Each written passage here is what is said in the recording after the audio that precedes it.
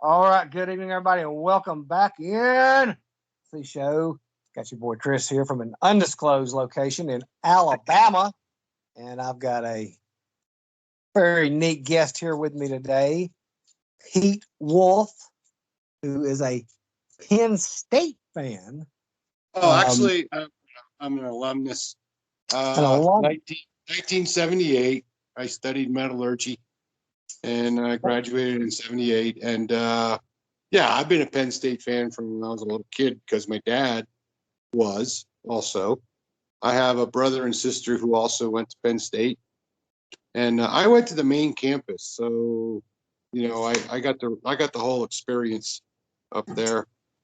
The first game my dad took me to was Army, and I'm gonna say I can't remember. It was Lydell Mitchell and Branko Harris were in the backfield. I can't remember the exact year. That was got to be what, the late '60s then? Probably, yeah. Of course, Branko we killed them, but just the whole experience in that stadium, which has grown quite a bit since then. Oh, I bet it has. It's the stadium is constructed from steel, welded and bolted steel, and they just jacked it up and added more seats closer to steel. Yeah, I think I'd say it's over 100,000 capacity. I seen a picture. I'm sorry. I seen a picture a while back of Bryant Denny in like 1925 or 2030 or something. It held like 20,000 fans. Actually in the same place back then? Yeah. Mm-hmm. Okay. And had like 25 or 30,000 seats, and now it's well over 100,000. Yeah. Well, how are you, Pete? Thanks for coming on, man. Glad to have you on. Finally do this. I'm fine. Basically, what I'm trying to do is get my house back together. I got a lot of honeydew projects to do because we just replaced our flooring, ripped out all the carpet, put tile in, and now we're redoing the master bathroom and all that kind of stuff. But anyway, I still have to. Just north of me here is my man cave. It's a bonus room over the garage, and I got to work on that. Get that organized, fixed up. Growing up a Penn State fan, if I remember right, I think Penn State had like 5 or 6 undefeated seasons. And I only got 2 national championships out of it. There were 2 in 68 and 69. The one year Richard Nixon declared Texas to be the national champions, so they lost out on that one. 82 and 86. I'm not sure if both of those were undefeated, but we won. Those are the 2 years we won the national championship. Yeah, I think they were. And then 94 was the second year we were in the Big Ten. We went undefeated, and we drew Oregon Ducks in the Rose Bowl. And somebody else won it that year. I can't tell you who won it. Really disappointed me. But, well, I tell you what happened. I think it was New Year's Day of 94, if I'm not mistaken. Well, I'll tell you what happened. I remember very well what happened in that season.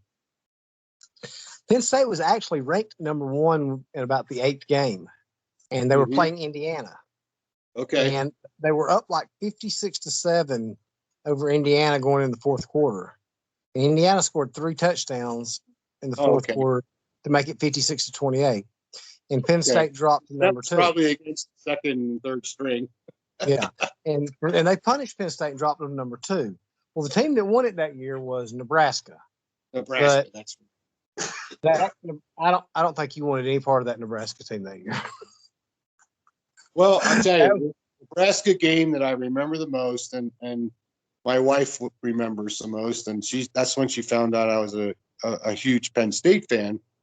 We watched them play Nebraska in '82 during the regular season on a snowy TV in Texas because she didn't really have cable, so it was. But we beat them back then.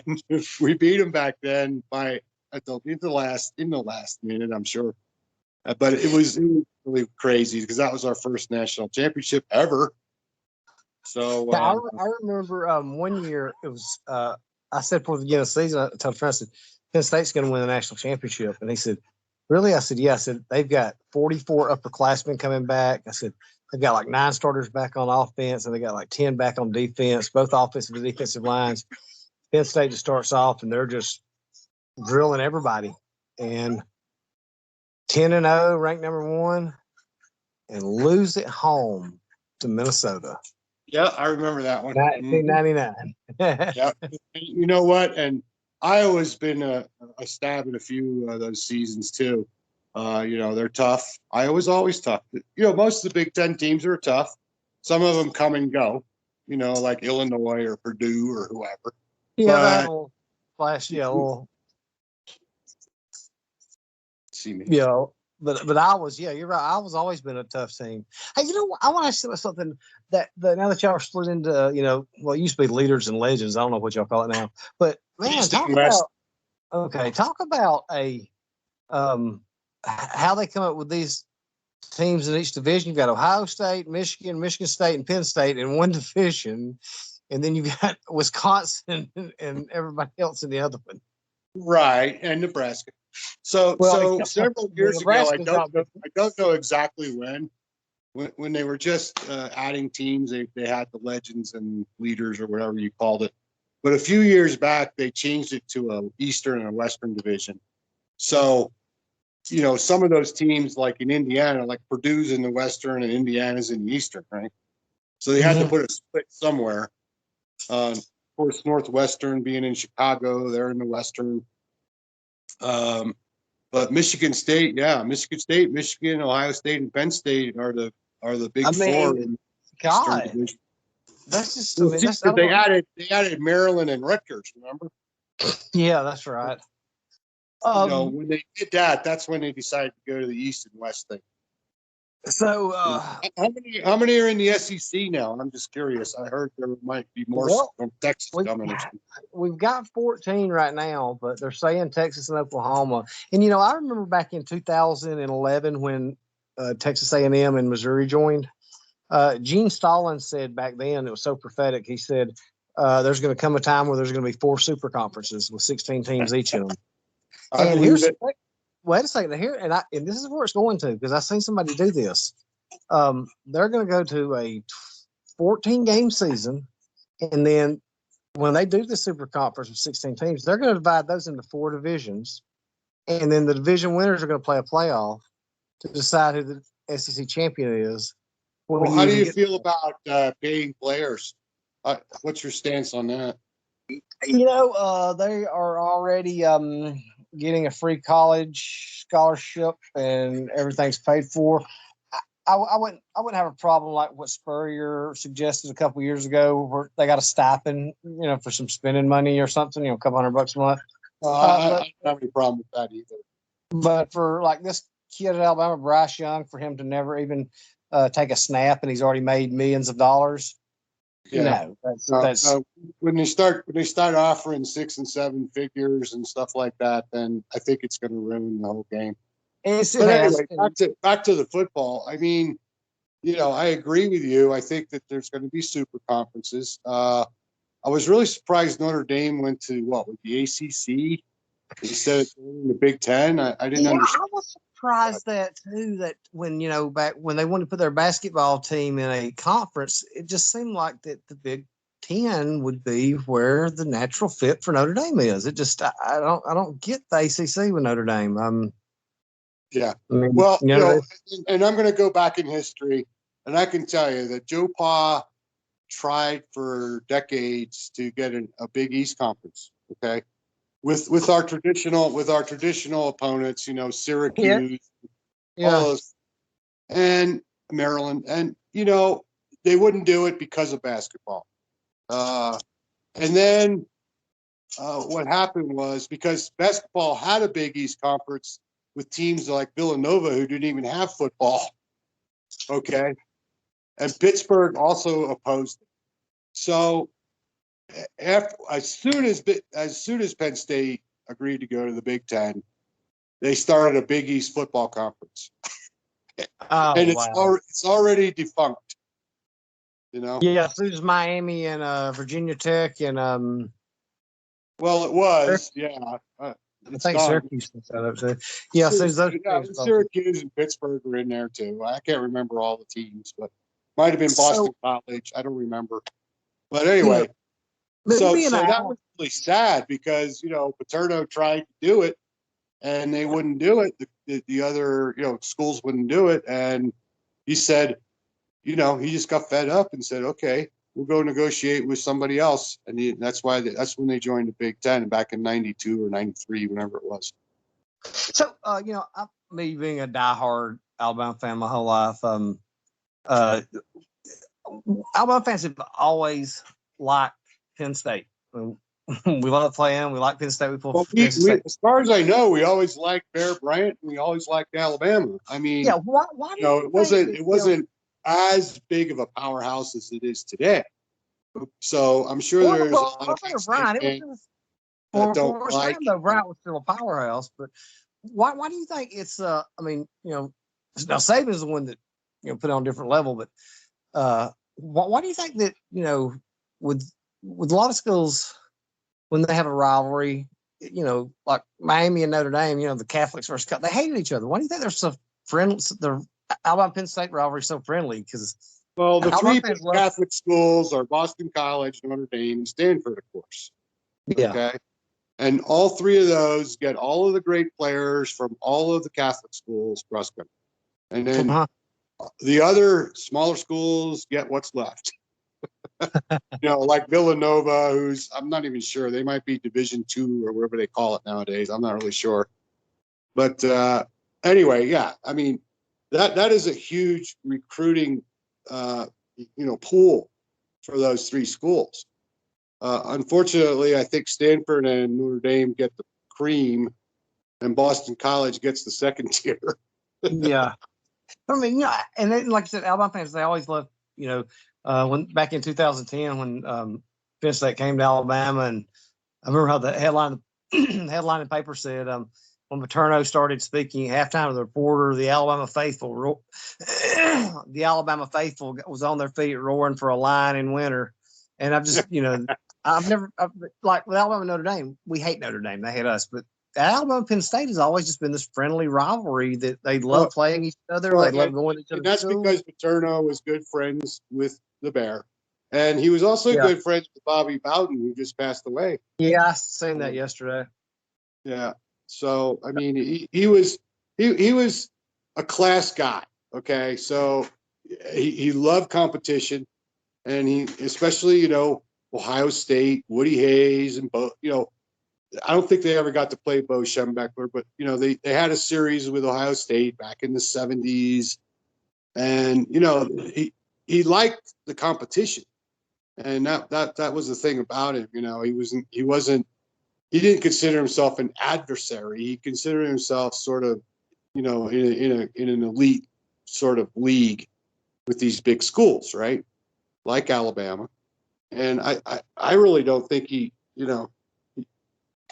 wanted to win, but when he lost to him, I don't think it really bothered him that much because he did his best. He coached his best and, got the players the best he could and got them prepared for the game. And if they didn't win, well, okay. I read a funny story one time. They said that Coach Brian had called up Paterno, and that I forgot when they were supposed to play or something. And his wife asked Joe Pa who he was talking to, and he says, Coach Bryant. She goes, "Ooh, ask him if I can talk to him." Well, his wife was his wife. Joe wasn't a Penn Stater, graduate. He went to Brown. Brown, that's right. Ivy League school. He was a quarterback there. But his wife Sue is a Penn State.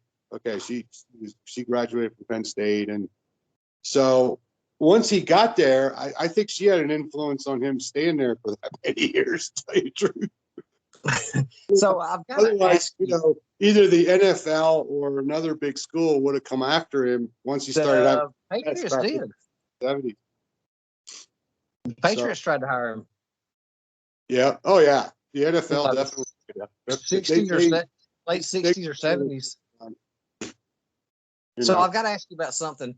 Now you got Bill O'Brien, who used to be a coach, and now, right after, but all that bullshit happened. and and then he went to the to Houston, of course, and now you guys have him as an offensive coordinator, right? Isn't that what I saw? Uh, the offensive, I can't even remember who they. I think he's an offensive analyst.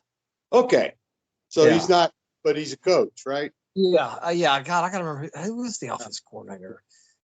Oh God, He's a good guy. He's a good guy. I mean, he didn't have to go to Penn State when all that stuff was going on. Well, And and he see, came that's in the there, thing too.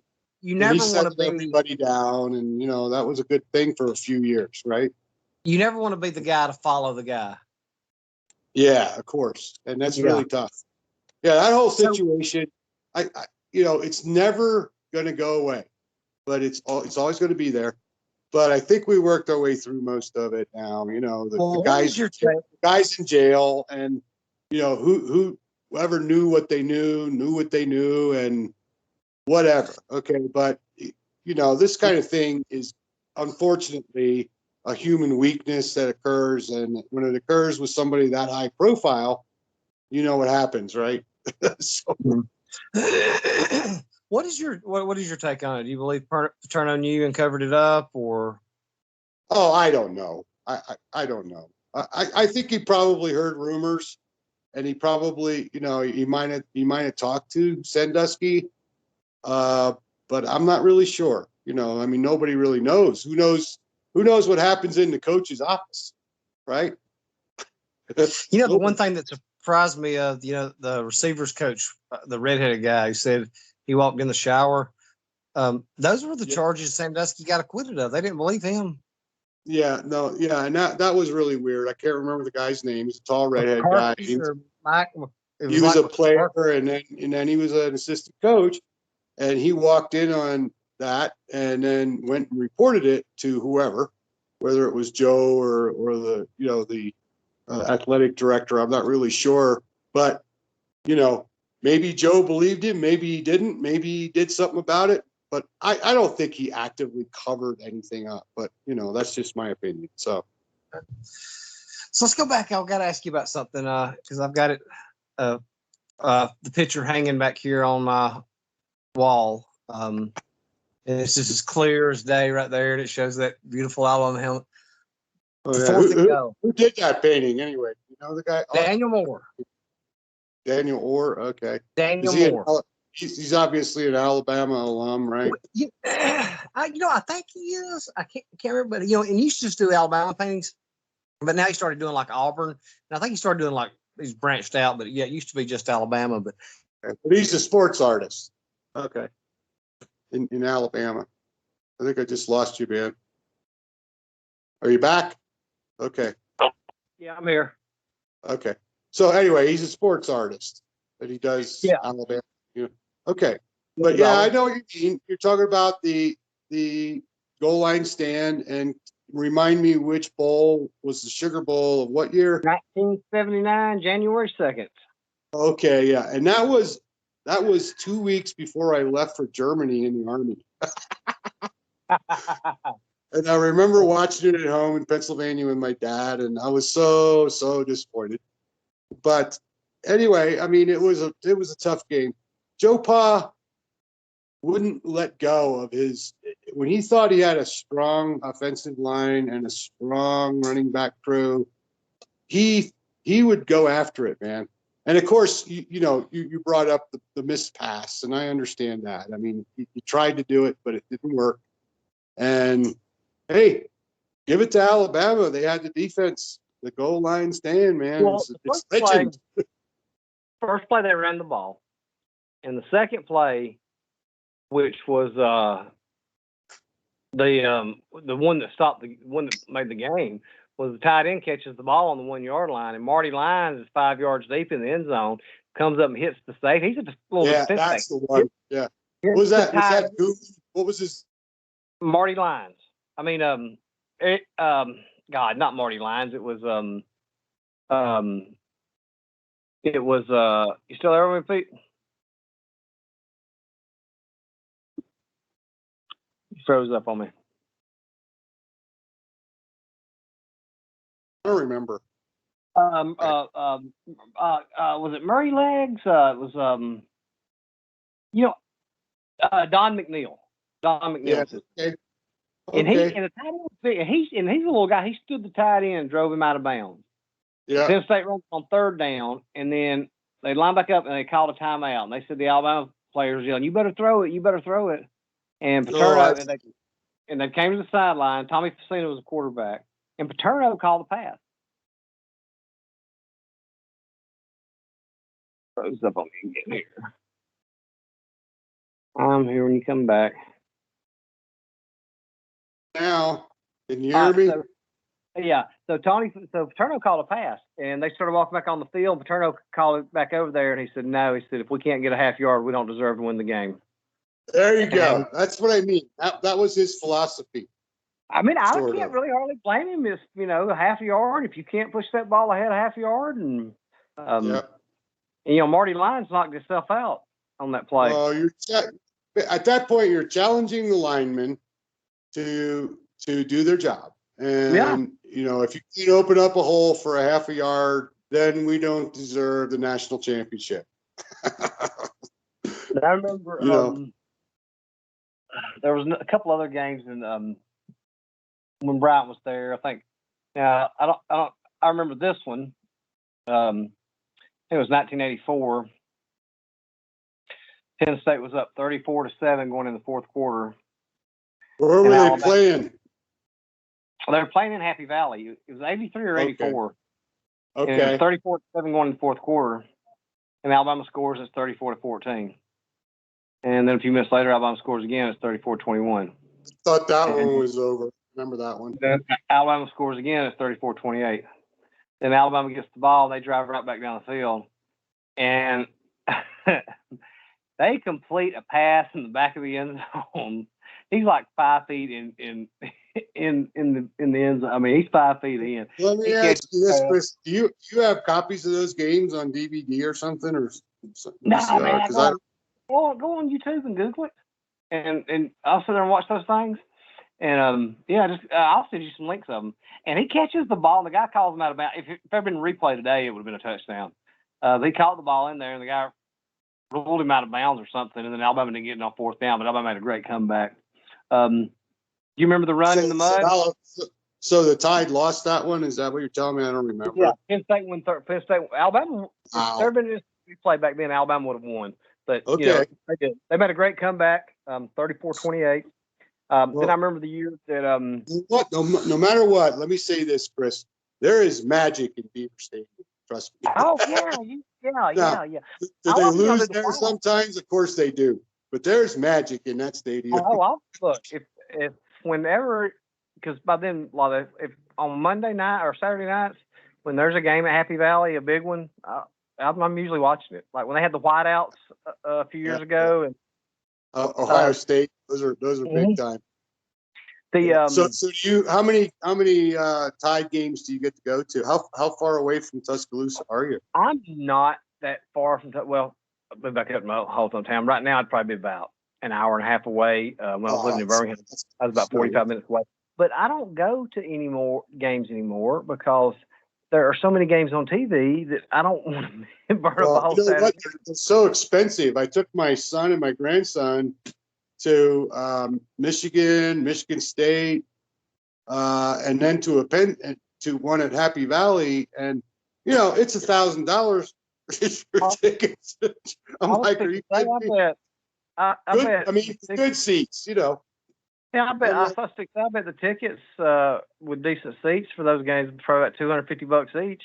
Yeah, easy. And then, I don't have any friends that have season tickets that I can just buy them off of, so I have to go online and get them, right? Yeah, and by the time you park and buy food and everything else, you're $1,000. Oh, easily. So, not that it's not worth it. I'm just saying, Yeah, I mean, especially if you took your grandson to it, that'd be worth. Yeah. Oh yeah, he goes. He's like, Grandpa, I want to come to school here. No, I'm like, yes. I got to ask you about he lives in Kentucky. He's a Kentucky boy, all right. So I said, go your first 2 years at community college or Murray State or Western Kentucky. see how you do, and then maybe you can apply to Penn State and go up there and go to school for your junior and senior year. See, so giving them incentive. Do you remember this game right here? Let's see, Alabama. I think Penn State. They may have been like 9th or 10th or something. They came to. I can't remember if it was Bryant Denny or Tuscaloosa, but Alabama was ranked number 1 or maybe 2. But anyway, Alabama takes the opening kickoff, goes down the field and scores, goes up 3-0, and then that was it. And Penn State beat Alabama 23-3. That What was year the year. was that? That was 86 when y'all. Okay, I remember the game. Yeah, that was a huge victory for us there. Oh yeah, because I thought we was going to win the national championship. You remember the run in the mud with Bobby Humphrey? I think it was in '87. The next year, it was up there. It was raining. It was nasty. Yeah.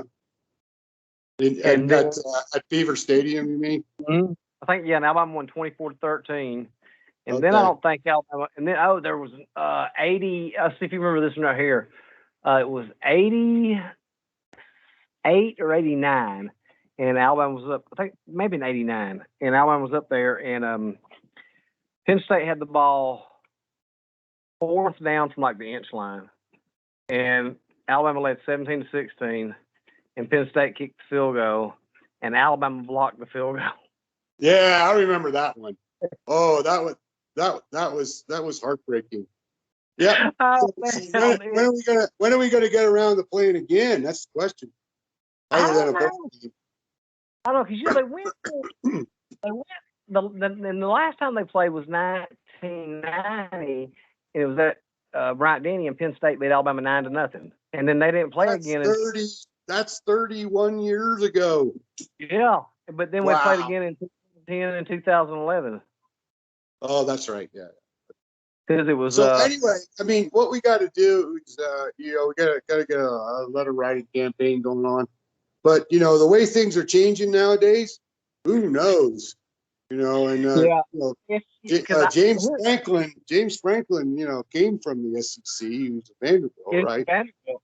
And he coached at Vanderbilt. He knows those teams. He knows, and everything. And I'm sure he's chomping at the bit to play Alabama again. But I don't know. Maybe he shouldn't talk too much, because I don't know if you remember a few years ago when he said there's only like 7 games into the season. Penn State was 7-0, and he said, "We don't fear Bama, but Bama should fear us." And he went on to lose 4. Yeah. Like, why do people say that to Alabama? Why are you gonna give back to haunt you? Yep. Why are you gonna give Nick Saban? Why are you gonna give Alabama any more ammunition to be fired up when you're playing them? But look, I'm thinking what's going to happen, and I firmly believe this: that after last year with COVID, when Alabama played a 10-game SEC schedule, that's what you're fixing to come to. You're fixing to come to a 10-game conference schedule in these super conferences, and maybe 2 out-of-team conferences. Right, and rightly so. I think I'm fine with a couple 3 games out of the conference, but to really prove that you won the conference, you really need to play all the good teams, and sometimes you might miss them, but it's really what it's all about. It's just like the NFL, and I'm convinced we need to go to a playoff system of some kind, or an 8-team or 16-team playoff system of some kind, and I don't know if that's going to happen. But the only thing about that is, Pete, is they're going to have to do something with some parity, because if you look right now, once you really get past the top 3 teams, from the 4th team that's in the playoff, there's such a drop off. You could have. I understand that. I understand that. My point is, the 1 game scenario is, to me, sort of crazy. We really need to give the teams an opportunity to prove themselves on the field, and if they lose in the quarterfinal or whatever they call it, or the first round or the wild card game or whatever, that's fine. Okay, you're done. But I really think they need 8 teams minimum in there. Well, here's what I think they need to do first. And you know, I'm not suggesting the conference championships all get an automatic. No, not at all. No, not at all. No. So because Alabama's won 2 without even winning their division. right. So, So what I think they should do first is, and like I said, I'll touch on one thing real quick. Before you go to like 16, now when you get the super conference, yeah, you're going to have a 16-team playoff. But, you know, a long time ago, it wasn't nothing for a team that ranked 25th to be the number 1. And, you know, that just doesn't happen no more. But what I think they should do first is, while they're waiting to the super conference, is go to 6 and give the first 2 teams a bye, and then have the other 2 play a wild card. Do that, and sure. And you know the it's a scholastic thing because of the extension of the weeks of playing and then final exams and all that stuff. But I really think they can work it out. I mean, seriously, and the bowl games are already incorporated. So that used to be the thing because of the money for the bowl games. But now and the conference tie-ups, right? So now, I mean, it's pretty wide open to go to some kind of playoff scheme that's better than what we have right now. Oh, it's got to be. Yeah. I mean, I can't believe it took that long. You know, you think about how many years it took for them to find, you know, you went through the bowl championship series and all that stuff and the points and it just, you know, it took forever for them to finally get to a playoff. And I'll send you a YouTube clip of Bryant talking about it. But yeah, I mean, I do think, just so that 5th team will shut up, that we need to go to the 6th team, and you know, and give them. If you go to 8th, the 9th team is not going to shut up. If you go to 16, the 17th team is not going to shut up. No matter what you do, somebody's going to be left out that thinks they should have been in it. You know, no matter what. So I mean, probably end up being before it's over with 64 teams like. Well, you got to get a system that works and then keep it for a while, 10 years, 20 years, and then if you want to modify it from there, but they keep changing it every 4 or 5 years, it's never going to be consistent, right? So here's how I think it should be done. It should, if you go to the 16th team, the 4 top-ranked teams, no matter, you know, conference well, first of all, go with the 4 conference winners, because we've seen a 7-5 team win a conference. 4 super conferences, right? Yeah, we'll win super conferences, because we've seen a 7-5 team before win a conference. You'll pull a big upset. So that's kind of be like, you know, in the basketball thing, if you win the tournament, you only won 4 games all year, you get an automatic bid. So 4 conference champions get a tournament, then the next 4 highest ranked teams get a bid, and then you have 8 at-large teams. Right, and the Cinderella thing still happens. You know, it can happen. So anyway, okay. Well, I think this was a great discussion, Chris. Appreciate the opportunity to talk about Penn State and Alabama. I loved it, Pete. And we're hanging in there with the Civil War. I love your site. Okay. Thanks, man. I'm glad you're moderating for me now. Enjoyed the interview, Pete. Hey, man, enjoy your vacation. Thank you very much. I appreciate it. My permanent vacation. I mean, retire. You too, buddy.